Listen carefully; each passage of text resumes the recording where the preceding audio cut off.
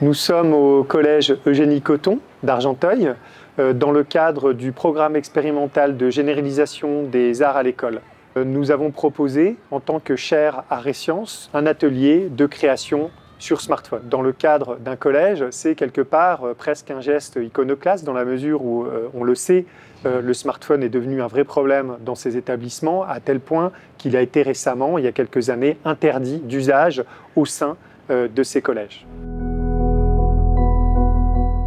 Cet atelier, on le mène à partir de recherches que l'on a développées à l'École nationale supérieure des arts décoratifs, à ENSADLab, le laboratoire de cette école, et nous avons mis en place des travaux expérimentaux de recherche et de création permettant d'interagir avec ces applications, avec ces smartphones et d'interagir à plusieurs.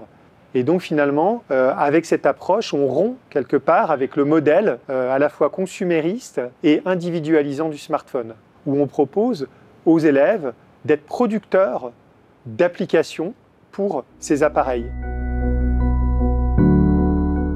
Mobilizing, JS, est un environnement logiciel qui permet aujourd'hui de programmer en fait, des prototypes interactifs artistiques avec les technologies du web, donc les navigateurs Internet. L'idée de ce projet, c'est d'apporter, donc avec l'aide de Samuel, Dominique et Jean-Philippe, cette idée de qu'est-ce qu'on peut programmer au sein d'un téléphone portable pour créer un jeu. Comment on fait de la programmation. Et donc les élèves ont créé des scénarios qui vont leur permettre de créer un monde imaginaire à travers les téléphones portables. Comment on fait pour pouvoir mettre leurs idées à l'intérieur d'un téléphone portable.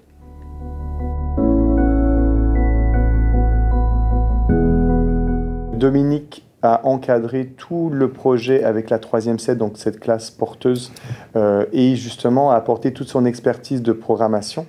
Et Jean-Philippe a été le relais au niveau technique, mais aussi de programmation au sein des élèves pour justement les aider à programmer et de répondre aussi à leurs attentes.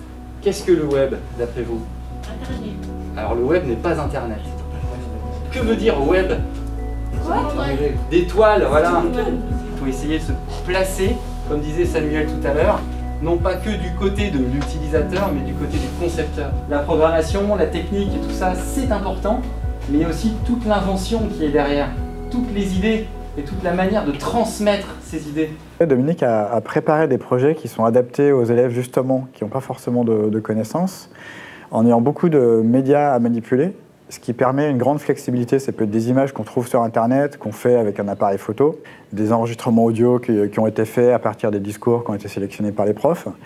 Et en fait, enrichir de tous ces médias des systèmes qui sont préexistants, ça permet de prendre la main sur ces systèmes. Et même en mettant les médias dedans, ça permet aussi de regarder comment fonctionnent les systèmes. Une des premières choses qui était assez surprenante pour moi, c'était de voir l'exemple d'une pièce que j'ai présentée sur iPad qui utilisait la figure du livre papier, du livre imprimé. On a un livre qui apparaît fermé dans l'écran et on essaye de l'ouvrir. Et ça les a tellement marqués qu'ils ont pris ce scénario-là, ils ont voulu le rendre collectif, ce qui n'était pas du tout mon idée au départ. Et donc ça m'a un peu surpris, donc on s'est dit mais comment on va faire? Pour faire l'expérience, on a besoin de deux personnes qui ont un téléphone et dans chaque téléphone en fait on a l'autre partie du livre. On doit avoir les deux personnes justement pour que le livre s'ouvre et pour procéder à l'ouverture, on doit glisser la page. Donc ça c'est un jeu, quand on va rentrer dans le scénario, il y a une sorte de roulette et on freine cette roulette jusqu'à arriver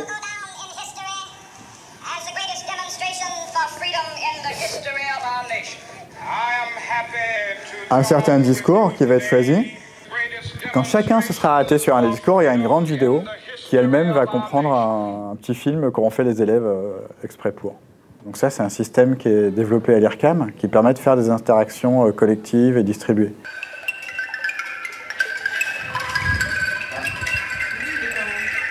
Alors on va mettre le petit capteur dans un ballon.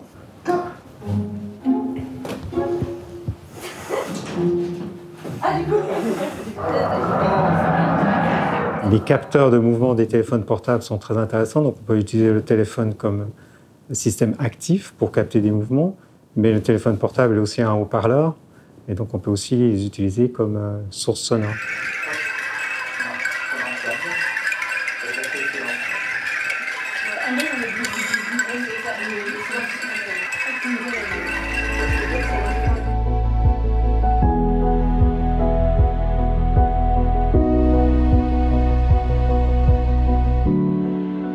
Cet atelier, on le mène avec l'idée de finalement revisiter la figure d'Eugénie Cotton, une figure historique, une figure de femme engagée, on pourrait presque dire révolutionnaire, communiste, scientifique, qui finalement est une figure absolument d'actualité. On a proposé aux collégiens de travailler à la fois sur cette figure historique et en même temps sur une figure contemporaine. Qu'est-ce que serait Eugénie Cotton aujourd'hui? Et donc 2 groupes de travail qui travaillent chacun sur ces registres. Appuie et tu dois chercher un personnage que tu connais. C'est une dame féministe. Il n'y a aucune limite à ce que nous pouvons accomplir en tant que femmes. Si les hommes n'ont pas à contrôler, les femmes n'auront pas à être contrôlées. Emma Watson. On a choisi l'axe du féminisme, l'axe des sciences, l'axe de la paix et l'axe politique.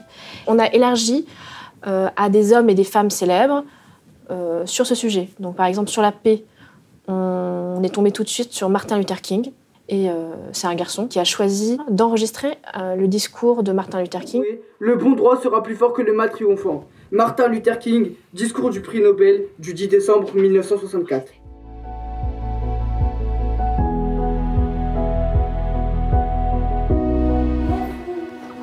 Celle-là s'appelle Angela.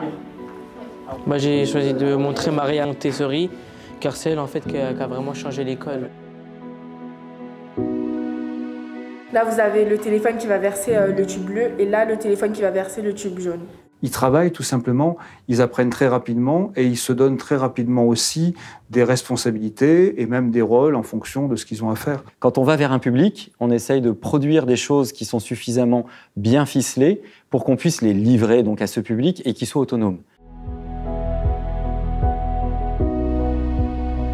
Là, on a représenté le parcours que les 3e 4 et les 3e 6 allaient faire après nous. On est parti devant pour montrer c'était quoi la salle.